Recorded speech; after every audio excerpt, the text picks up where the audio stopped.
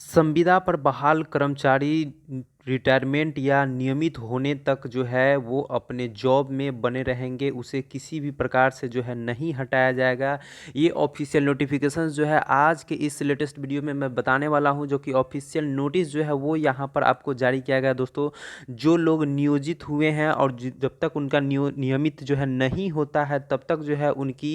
सेवा जो है वो जारी रहेगी, उनको जो है तत्काल प्रभाव से जो है नहीं हटाया जाएगा। दोस्तों, ये ऐसा नोटिफिकेशन जो है लेटेस्ट नोटिस जो है वो यहाँ पर जारी किया गया है बिहार की तरफ से। साथ ही साथ जो है कॉन्ट्रैक्ट बेसिस जॉब के बारे में भी जो है यहाँ पर अच्छी खबर जो है वो यहाँ पर निकल कर आ रही है, और नौकरियों की जो नियुक्ति होगी उसमें भी बड़ा बदलाव जो है वो यहाँ पर सरकार करने जा रही है। उसके लिए भी बड़ा ऐसा नोटिफिकेशन जो है वो यहाँ पर आपको जारी किया जा रहा है। दोस्तों, चलिए हम सारी नोटिफिकेशंस को जो है आपको इस लेटेस्ट वीडियो के अंतर्गत जो है आपको बताते चलते हैं। दोस्तों, उससे पहले आप सभी से दोस्तों एक छोटी सी रिक्वेस्ट है कि अगर आप मेरे चैनल पर नए हैं तो कृपया मेरे चैनल को सब्सक्राइब कर लीजिए एवं बेल आइकन को दबा लीजिए दोस्तों, ताकि कोई भी ऐसे लेटेस्ट नोटिफिकेशंस आप तक सबसे पहले। दोस्तों, आप लोग वीडियो तो देखते हो मगर सब्सक्राइब नहीं करते हो। दोस्तों, आपके एक सब्सक्राइब से जो है हमें बहुत सारी मोटिवेशन मिलती है। दोस्तों, इसलिए आपसे गुजारिश है कि आप लोग जो है वीडियो को देखते हैं तो सब्सक्राइब करके ही जाइएगा। दोस्तों, चलिए हम वीडियो को स्टार्ट करते हैं। दोस्तों, तो मैं बता दूं दोस्तों कि आज की जो लेटेस्ट नोटिफिकेशन जो निकल कर आ रही है वो जो है आपको यहाँ पर प्रभात खबर के माध्यम से जो है टोटल 4 पेज जो है यहाँ पर निकल कर आ रहे हैं। एक तो पेज यहाँ पर निकल कर आ रहे हैं कि संविदा पर जो बहाल कर्मी होंगे वो सेवानिवृत्त या नियमित होने तक जो है वो अपने नौकरी में बने रहेंगे, उनको जो है यहाँ पर नहीं हटाया जाएगा। साथ ही साथ जो है नियमित नियुक्ति में भी जो है काम के आधार पर उनको जो है वेटेज मिलने वाला है, ये एक सबसे बड़ा जो है बेनिफिट होने वाला है। और साथ ही साथ जो है उनको 25 अंक का जो है उनको ग्रेस भी जो है वो यहाँ पर आपको दिया जाएगा संविदा कर्मी को। ठीक है दोस्तों, और मैं बता दूं कि और राज्य में जो कॉन्ट्रैक्ट कर्मी है, जो कॉन्ट्रैक्ट पर जो बहाल कर्मचारी है, उनको जो है यहाँ पर सरकारी सेवक नहीं माना जाएगा और 1 माह के नोटिस या मानदेय देकर खत्म की जा सके। ये एक थोड़ी बुरी खबर जो है यहाँ पर निकल कर आ रही है। दोस्तों, तो मैं बता दूं यहाँ पर जो पहली जो आज की लेटेस्ट नोटिफिकेशन जो यहाँ पर निकल कर आ रही है, इसमें साफ तरीके से कहा गया है कि सेम संविदा पर जो भी बहाल कर्मी हैं, जो भी अभी कार्य कर रहे हैं, उनको जो है रिटायरमेंट तक, जब तक नियमित नहीं किया जाता, जब तक परमानेंट नहीं किया जाता, तब तक जो है उनको नहीं हटाया जाएगा। ठीक है दोस्तों, और सेवा शर्तों में भी जो है बहुत सारी ऐसे बदलावें जो है वो यहाँ पर की गई है, और उनको बहुत सारी ऐसी सुविधाएं जो है वो उनको दी जाएगी, जो कि हर वर्ष मानदेय दिया जाएगा। विभिन्न तरह के जो है अवकाश जो नियमित कर्मचारी को मिलते हैं वो यहाँ पर मिलेंगे, अनुग्रह अनुदान मिलेंगे, सर्विस बुक का रिकॉर्ड दिया जाएगा, यात्रा का जो है खर्च होता है वो एक्सपेंस वो दिया जाएगा, अपील का प्रावधान होगा, कर्मचारी भविष्य निधि होगी, कर्मचारी राज्य बीमा होगा यानी कि ईपीएफ ईएसआईसी भी उनको जो है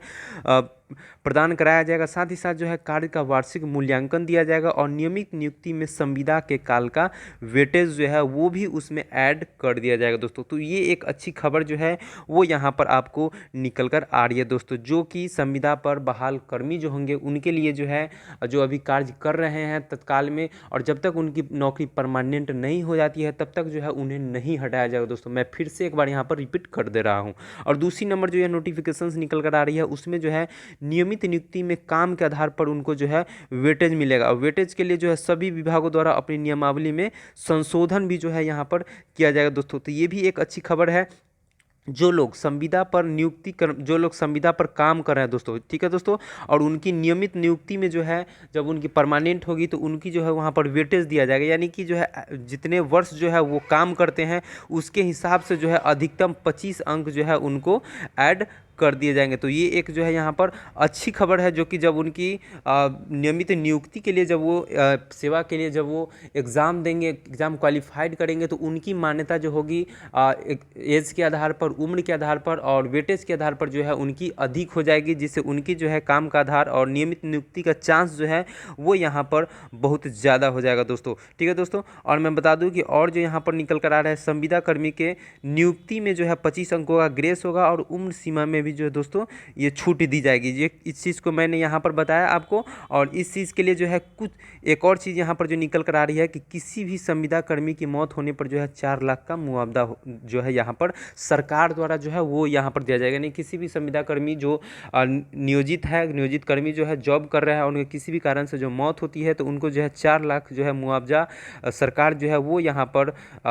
मानदेय के रूप में दे करेगी। ठीक है दोस्तों। और उसके बाद जो है यहाँ पर 25 अंक का जो ग्रेस होने वाला है वो किस पद के लिए होगा, तो जिस पद पर वो पहले से तैनात है और उसी पद पर जो है उनको यहाँ पर 25 अंक का उम्र सीमा पर और कार्य के अनुभव पर जो है उनको यहाँ पर उसी पद के लिए जो है उनको ग्रेस जो है वो यहाँ पर प्रदान किया जाएगा दोस्तों। और दिव्यांगों को जो है यहाँ पर सरकारी नौकरी में भी जो है यहाँ पर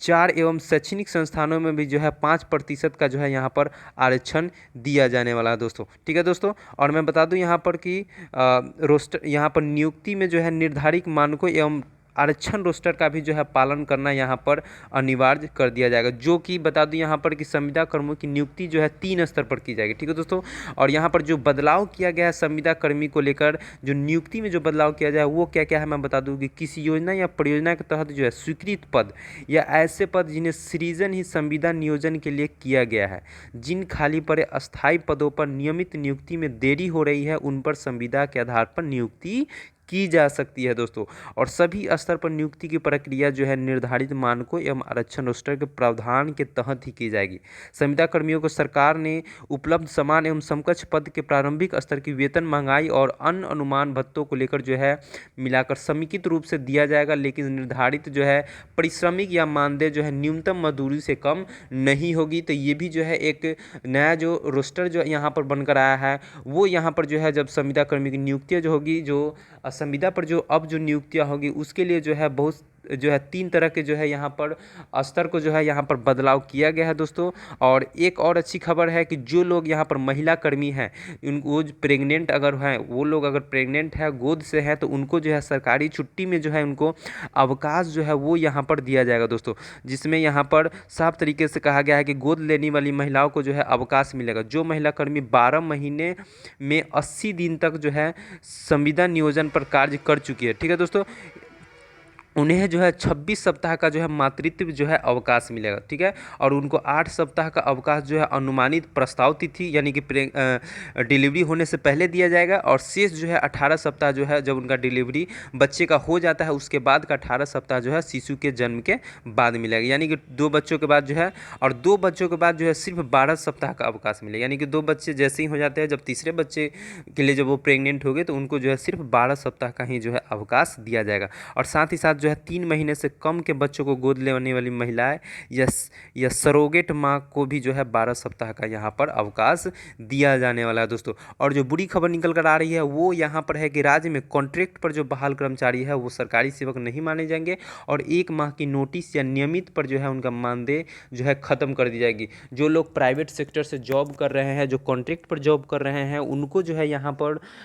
1 माह के नोटिस पर या उनको जो है मानदेय जितना भी होता है उनको देकर जो है वहीं से जो है उनकी सेवा जो है समाप्त कर दी जाएगी दोस्तों। तो ये एक बुरी खबर जो है वो यहाँ पर निकल कर आ रही है दोस्तों। और यहाँ पर कुछ लेटेस्ट नोटिफिकेशन जो है वो यहाँ पर जारी किए जा रहे हैं, जो कि साफ तरीके से कहा जा रहा है कि नियमित नियुक्ति में लेट होने पर जो है कैबिनेट की मंजूरी के बाद जो है विज्ञापन निकाल के की जाएगी यहाँ पर बहाली। अब जो भी विज्ञापन होगी, जो भी बहाली की जाएगी वो जो है अब यहाँ पर विज्ञापन निकालने के बाद ही जो है यहाँ पर बहाली की प्रक्रिया वो यहाँ पर की जाएगी। साथ ही साथ जो है कॉन्ट्रैक्ट आधार पर बहाली में नियमित नियुक्ति वाले अहर्ता से लागू भी जो है यहाँ पर की जाने वाली है। और साथ ही साथ जो है नियुक्ता और कॉन्ट्रैक्ट पर बहाल व्यक्ति के बीच एग्रीमेंट होगा, जिसमें सभी शर्तें जो है वो यहाँ पर आपको लागू होने वाली है दोस्तों। और दूसरी जो यहाँ पर खबर निकल कर आ रही है दोस्तों कि जो लोग कॉन्ट्रैक्ट पर बहाल है उनको जो है यहाँ पर प्रोजेक्ट की अवधि तक के लिए ही नियुक्ति होगी। जो यहाँ पर आरक्षण जो है वो यहाँ पर लागू होगा। और मैं बता दूं कि अगर प्रोजेक्ट 3 साल के लिए है तो 3 साल के लिए जो है जो यहाँ पर जो लोग प्राइवेट सेक्टर से जॉब कर रहे हैं वहीं तक जो है यहाँ पर बहाली होगी। यानी 5 साल के लिए अगर प्रोजेक्ट है तो 5 साल तक के लिए बहाली, बाद में जो है वो यहाँ पर सरकारी सेवक वाली सुविधा के लिए जो है यहाँ पर हकदार नहीं होंगे, और सरकारी सेवा में नियमित करने का वो लोग जो है दावा नहीं कर सकते हैं, जो कि साफ तरीके से जो है यहाँ पर कहा जा रहा है। और जो कॉन्ट्रैक्टर होंगे और जो कर्मी होंगे उनके बीच जो है यहाँ पर एग्रीमेंट जो है वो यहाँ पर किया जाएगा, और जो सेवा शर्तें होंगी वो यहाँ पर आपको लागू की जाएगी, ताकि जो है आप बाद में चल के जो है किसी भी सरकारी सेवा में नियमित होने की या नियोजित होने की ये दावा जो है आप सुविधा जो है ये आप सरकार से नहीं कर सकते हैं दोस्तों। और एक विभाग से दूसरे विभाग विभाग में नियुक्ति पर जो है आपको नए सिरे से कराना होगा एग्रीमेंट। ये भी जो है यहाँ पर काम बताया जा रहा है कि जिस विभाग में कॉन्ट्रैक्ट पर जो काम कर रहे हैं वही आवश्यकता नहीं होने पर दूसरे विभाग में समान पदनाम वाले रिक्तियों के विरुद्ध भी जो है कॉन्ट्रैक्ट पर नियुक्ति हो सकेगी। इसके लिए फिर से नए सिरे का एग्रीमेंट कराना होगा। और नियमित नियुक्ति की परीक्षा में असफल कॉन्ट्रैक्ट कर्मियों को अगर पद रिक्त रहेगा तो ऐसे पद पर पूर्व में कॉन्ट्रैक्ट पर कार्यरत रह चुके व्यक्ति को रखा जाएगा दोस्तों। तो ये भी जो है यहाँ पर कॉन्ट्रैक्ट कर्मी के लिए कहा जा रहा है कि जब उस विभाग का काम खत्म हो जाता है, जब फिर आप दूसरे विभाग में जाते हो तो फिर से जो है आपको यहाँ पर एग्रीमेंट कराना होगा कॉन्ट्रैक्टर के बीच में, और साथ ही साथ जो है आपको फिर से जो है नए सिरे से एग्रीमेंट होगा और फिर से जो है आपको एग्ज़ाम निकालना होगा। अगर आप एग्ज़ाम नहीं निकालते हैं तो वहाँ पर जो है आपको रिक्त जो है वहाँ पर से जो है आपको नियुक्तियाँ जो है ख़त्म कर दी जाएगी और वो जो रिक्त पद बचेगा उस पर जो है पूर्व में उस पर जो रिक्त जो बचेंगे उस पर नए सिरे से जो है फिर से नए लड़कों को वहाँ पर बहाल किया जाएगा दोस्तों। तो ये एक जो है अच्छी खबर जो है बुरी खबर जो है वो यहाँ पर एक निकल कर आ रही है। और साथ ही साथ जो है मानदेय समिति तय करेगी हर साल रिवीजन न्यूनतम मजदूरी से कम नहीं, यानी कि बहाल कर्मी का मानदेय जो होगा वो विकास आयुक्त की अध्यक्षता में गठित समिति तय करेगी। यानी कि मानदेय का निर्धारण सरकार से समकक्ष पद के वेतन और भत्तों को मिला किया जाएगा। हर वर्ष रिवीजन होगा और मानदेय न्यूनतम मजदूरी से जो है कम नहीं मिलेगा। यानी कि जो अभी तक जो है कुछ लोगों को जो है कॉन्ट्रैक्टर जो बहाल करते थे, यानी प्राइवेट सेक्टर जो लोग बहाल करते थे वो अपने अनुसार जो है पेमेंट रखते थे। ठीक है कि आप लोगों को 6,000 5,000 4,000 मतलब इस तरीके से जो है वो पेमेंट देते थे, लेकिन अब ऐसा जो है नहीं होगा। अब जो है इसकी न्यूनतम मजदूरी जो है वो यहाँ पर सरकार ही जो है मानदेय समिति जो है वो यहाँ पर तय करेगी। ठीक है कि मानदेय मजदूरी क्या होगी और वही जो है रोस्टर सभी पर जो है सभी कॉन्ट्रैक्ट पर जो है यहाँ पर लागू होगा। और नियमित नियुक्ति में जो है कॉन्ट्रैक्ट वालों को दिया जाएगा वेटेज, और नियमित नियुक्ति में भी जो है कॉन्ट्रैक्ट वालों को यहाँ पर वेटेज मिलने वाला है। यानी नियमित नियुक्ति यानी कि जब आप संविदा पर जो है बहाल करने के लिए आप यहाँ पर कोई ऐसे फॉर्म भरते हो तो उसमें जो है कॉन्ट्रैक्ट कर्मियों को जो है वेटेज मिलेगा, यानी कि परसेंटेज आपको दिया जाएगा। आपको 1 साल 2 साल के अनुसार जो है 25% का वेटेज जो है आपको वो दिया जाएगा। और उम्र सीमा में भी जो है आपको यहाँ पर छूट मिलने वाले हैं, यानी कि अधिकतम 5 वर्ष प्रति वर्ष के लिए 25 अंक देय होगा। यानी कि जो है आपको 1 साल जॉब करते हैं तो आपको 5 अंक दिए जाएंगे, 2 साल आप जो है कॉन्ट्रैक्ट पर काम कर रहे हैं तो अधिकतम जो है 10 अंक दिए जाएंगे, जो कि आपका जो